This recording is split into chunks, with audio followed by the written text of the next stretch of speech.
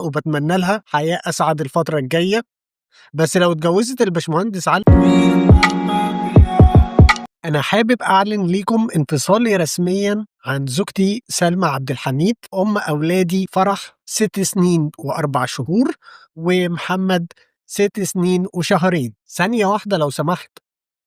واحب اقول ان الانفصال تم بكل حب ومودة وتفاهم بعد ما انا اتنازلت عن محضر الضرب، وهي اتنازلت عن محضر تبديد القايمة وعن كل مستحقاتها. لو سمحت انا عندي سؤال مهم، ما خلصتش كلامي لسه، ثواني. واحب اشهد ان انا شفت منها كل حب ومودة طول فترة جوازنا، وبتمنى لها حياة اسعد الفترة الجاية.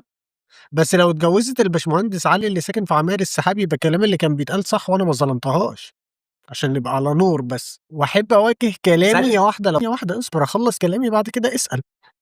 احب اوجه كلامي للاستاذة دينا جارتي، وبقول لها هو يا دينا، انا اعلنت قدام الناس كلها ان انا انفصلت عنها رسميا عشان تصدقيني، وعقبالك يا رب، عقبال كده ما تنفصلي عن زوجك صديقي وحبيبي الباشمهندس مصطفى اللي ساكن في الدور الرابع.